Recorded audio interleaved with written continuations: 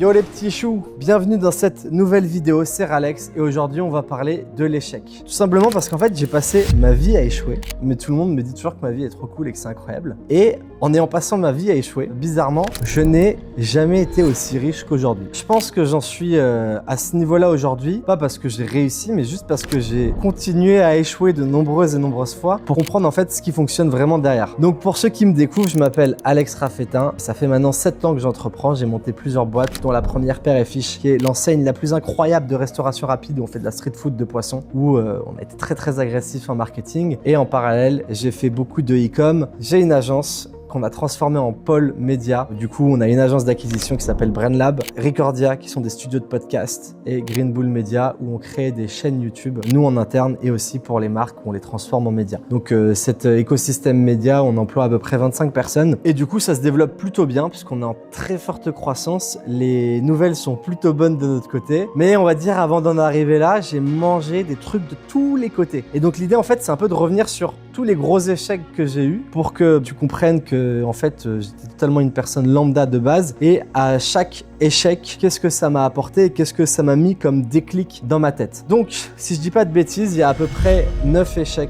qui font 9 leçons et sans plus attendre, et ben c'est parti. L'idée, c'est que ça soit vraiment le plus actionnable et le plus compréhensible possible. Donc, le premier truc qu'il faut savoir, c'est que après le bac, j'ai fait 2 ans d'IUT et en fait, quand j'étais à l'IUT, je faisais de la danse déjà avant. J'ai fait beaucoup de hip-hop, je m'étais mis à faire du classique, de la house et je voulais devenir danseur pro. Ce n'est pas une blague. Et donc en fait, quand j'ai fini l'IUT, je me suis barré 1 an à Londres, donc c'était en septembre 2012, et je voulais devenir danseur. Donc en gros, je dansais dans la rue au Trocadéro. Il y avait la galerie souterraine, pour ceux qui ont connu ça à l'époque, et je faisais des shows dans la rue à Piccadilly Circus, etc., où les mecs, ils mettaient des petites pièces pour me donner de l'argent, clairement. Le truc par rapport à ça, c'est que je m'entraînais 10 à 15 heures par semaine, donc j'étais très sérieux, assidu. Je passais beaucoup de temps à m'investir. Et en fait, ce qui s'est passé, c'est qu'au bout d'1 an à Londres, à faire des petits boulots, clairement pas gagner 1 euro avec la danse, j'étais vraiment en galère, et gagner très peu avec des jobs d'intérim et tout, je me suis dit qu'il fallait que je revienne en France, que je reprenne les études, parce que sinon là j'allais vraiment souffrir toute ma vie. Et c'est assez marrant parce que j'ai compris ça plusieurs années après, mais c'est que j'étais un des seuls blancs à danser à Nice, et je sais pas si c'est culturel ou pas, mais j'avais jamais dansé de ma vie avant. Et je sentais qu'avec tous mes potes, qui étaient pour la plupart des Renois, clairement, on dansait sur des places publiques et tout, j'ai jamais pris de cours, ils avaient tous quand même un vrai flow, et moi c'était plus galère. Et vraiment, le truc que j'avais dans ma tête, c'était que je me disais que j'étais pas fait pour ça, que j'étais moins bon qu'eux, que j'apprenais moins vite qu'eux, et j'avais un maximum de croyances limitantes sur ça. Je sais pas si, avec du recul, c'était des mauvaises croyances, et je pense qu'en vrai, il y a certaines personnes qui ont plus de facilité pour faire des choses, mais globalement, en fait, je me mettais en position inférieure dans ma tête. C'est-à-dire que même quand j'arrivais, on faisait des battles, etc. J'étais pas là en mode j'arrive, je vais tout casser et je vais tous les fumer. J'étais plus là un peu en mode intimidé. Chose que quand j'avais fait d'autres sports, j'avais un peu moins. Et donc en fait, j'étais pas mauvais en vrai niveau danse et j'avais progressé assez vite. Mais dans ma tête, j'étais vraiment flingué niveau mental. Et c'est la première leçon que j'ai compris qui est sur la confiance en soi.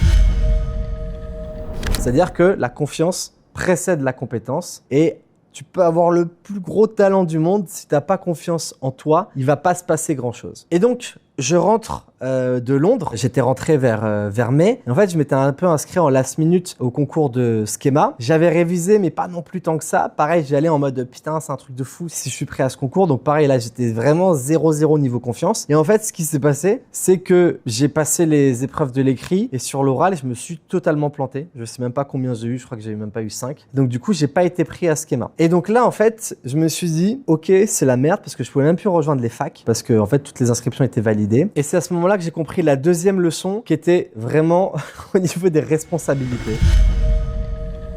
C'est-à-dire que j'ai compris que personne ne viendrait me sauver. Que ce soit dans la vie, dans l'entrepreneuriat, les gars, personne viendra vous sauver. Et c'est pour ça qu'en France, je comprends pas comment les gens peuvent attendre que l'État vienne les sauver parce que l'État est absolument mal géré au plus haut point possible. Et j'ai très rapidement compris ça, c'est-à-dire je me suis dit, ok, c'est moi qui vais être responsable de mon destin, c'est moi qui vais faire mes propres choix, je vais me planter, des fois ça va marcher. Mais en fait, je rends des comptes à moi-même et c'est à moi de me sortir les doigts pour aller justement obtenir des résultats. Et les gars, je vous regarde droit dans les yeux, je pensais ça il y a 10 ans. En 2025, c'est la même chose.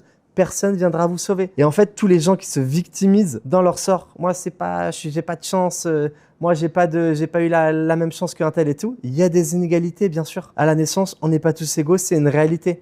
Mais déjà, en fait, tous les gens qui naissent en France sont plus avantagés que 90% des gens à l'échelle de la planète, que les gens qui vivent en Asie, en Afrique, en Amérique du Sud, ce que vous voulez. Et bien évidemment, en France, il y a des inégalités, mais une chose est sûre, c'est qu'à partir du moment que tu es une famille qui vit avec les aides, que tu sois blindé, tout ce que tu veux, que tu te bouges et que tu te donnes à 100% pour avoir des résultats, tu vas élever ta situation par rapport à celle que tu avais de base. Et en fait, c'est une banalité, mais il y a tellement peu de gens qui le font et qui se confortent dans un rôle de victime. C'est abusé, je trouve. Et donc, à partir de ce moment-là, moi, je me suis dit, OK, c'est la merde.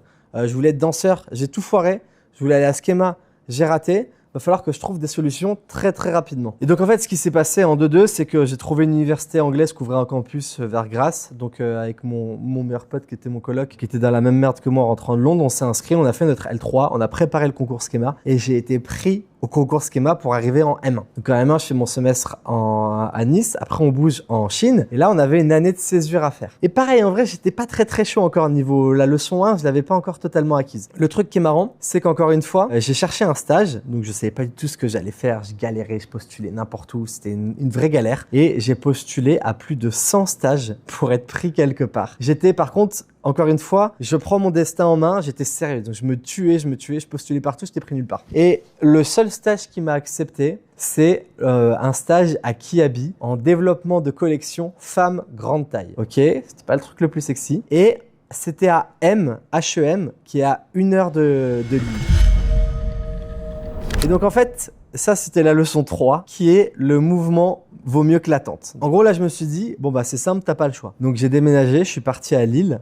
Je mettais 1 heure pour aller à mon taf. Et clairement, c'était pas le truc le plus marrant de ma vie. J'avais une équipe qui était très cool, mais c'était des mamans qui étaient dans un objectif plutôt d'avoir une carrière de maman que tout éclater niveau professionnel. Je faisais du développement de collection femmes grande taille sur des trucs à petit prix.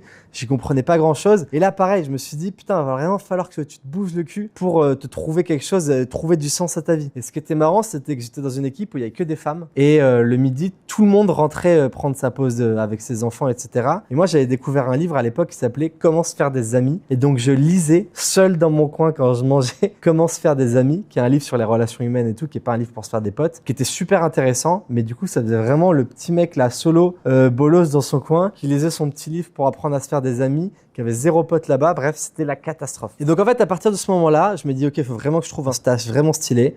Et je commence à appeler tout le monde, tous les gens que je connaissais, les potes de mon père. J'envoyais des messages sur LinkedIn, des mails et tout à des anciens de Schema pour vraiment faire un benchmark un peu de tout ce qui se passait. J'arrive à avoir un stage chez Yahoo où pareil, j'y suis arrivé en mode je les ai pas lâchés, je les ai attrapés à la gorge. Je dis les gars, vous allez me prendre, c'est sûr et certain. Le stage s'est trop bien passé. J'ai fait mon M2 Schema, j'ai créé Père et Fiche. Je vous la fais rapide. Hein. Et en fait, je pense que le gros switch de mindset que j'ai eu, c'est que sur Père et Fiche, pareil, j'avais pas forcément confiance en ce que je faisais de base, donc toujours sur la leçon 1, mais j'y suis allé comme un bourrin niveau marketing, et vu qu'en fait, on a commencé à fumer tout le monde, parce que clairement, en vrai, y a personne qui a fait mieux que nous, en vrai, sur les dernières années, par rapport au budget qu'on a mis, et il y a très peu d'enseignes qui ont eu plus de visibilité que nous à date, alors que je l'ai fait quasiment avec 0 budget, donc j'ai aucun problème à dire que j'ai fumé tout le marché. Pas parce que j'étais plus intelligent, parce que j'ai mis beaucoup d'intensité et j'ai travaillé comme un bourrin. Et à partir de ce moment-là, j'ai eu ce switch de, en fait, tu as juste à travailler beaucoup sur un truc et à partir de ce moment-là, tu vas devenir meilleur que les autres et c'est là où tu vas créer ton effet de levier. Et donc là, j'ai commencé à avoir bien confiance en moi. J'avais un CDI chez Yahoo en parallèle, je gagnais quand même très bien ma vie. Et de là, après, j'ai quitté mon CDI, j'ai fait du dropshipping, ça a commencé à bien marcher, etc. Ça marchait plutôt bien. Donc là, je commençais déjà à améliorer, à me rapprocher un peu de la fast life et j'ai commencé à beaucoup voyager et tout aussi. Et à partir de ce moment-là, avec un de mes potes avec qui je faisais du drop, on s'est dit, on lance une marque. Excès de confiance. Et donc, on a fait une marque de gratte-langue. Et en fait, l'idée était bonne, mais l'exécution était très mauvaise de notre côté. C'est la 4e leçon que j'en ai tirée, qui est qu'une bonne idée mal exécutée ne vaut strictement rien. Et en fait, tout simplement, on n'avait pas sondé le marché, on n'avait pas trop checké les marges, le panier moyen, on avait fait un bête de site, une belle identité, on avait investi. Et en fait, on a perdu autour des 5 000 €, donc à deux, donc 2 500 chacun. Tout simplement parce qu'on était en mode, on avait fait du cash en faisant du drop, du e-com, etc. On était très confiants, on n'était pas mauvais, on s'est dit vas-y, on va tout casser en mode on a un playbook, ça va marcher dans tous les cas. Et ben, on s'est totalement planté. Et c'est là où on s'est rendu compte que l'exécution, c'était vraiment la clé dans tous les business qu'on allait faire. Et donc là, on était début 2021 et à partir de ce moment-là, bon, Père et Fiche commençait déjà à avoir une bonne notoriété. Niveau marketing, pareil. Et je m'étais dit, pourquoi pas faire une petite formation pour expliquer tout ce que je fais tout simplement pour les gens qui veulent faire du marketing dans la food. Sachant que les gars, si vous avez des questions sur la partie infoprenariat et éducation en ligne, n'hésitez pas parce que c'est le truc qui me passionne le plus.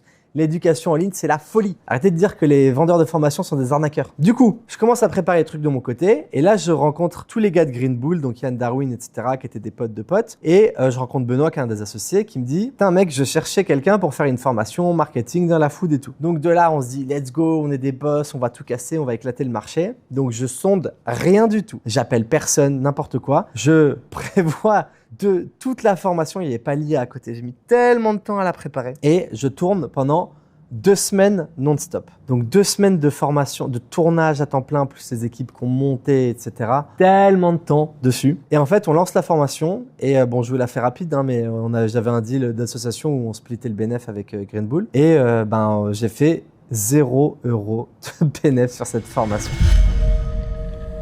C'est la 5e leçon que j'ai compris, qui est une évidence, qui est le product market fit. Comprendre le marché avant d'y aller. Et ça, encore une fois, c'est totalement une évidence, mais il y a tellement de gens qui font pas ce travail en amont, qui est tout simplement d'aller voir si tu réponds à un problème, à une douleur, il y a un besoin et tu crées la solution. Mais globalement, en fait, les gens se posent pas assez la question de est-ce que le marché a besoin d'un truc, c'est plutôt j'adore ça, donc je vais le faire. Alors qu'il suffit pas d'avoir une idée, il suffit juste d'avoir un besoin et derrière de venir le marketer et de trouver la solution à ça. S'ensuit après un lamentable échec, puisque je crois qu'on a fait environ 50 000 € de CA sur cette formation, ce qui est vraiment nul. Mais avec toutes les dépenses qu'on avait, il n'y avait pas de bénéf. Et de là, nous, on était beaucoup sur TikTok avec Père et Fiche. Je vois le timing. Oh my God, on était le premier resto de France à aller sur TikTok. On était sur TikTok avril 2020, donc on avait totalement anticipé le truc. Moi, j'avais déjà l'agence avec BrainLab. On voit le momentum TikTok et en fait, on se regarde et on ne lance rien sur TikTok. Et c'est là en fait où j'ai compris la 6e leçon. La vitesse d'exécution, c'est la clé. Et la branlette intellectuelle, c'est une catastrophe. C'est-à-dire que les gars, vraiment, le nombre de gens qui se branlent intellectuellement, on va faire ci, on va faire ça, etc.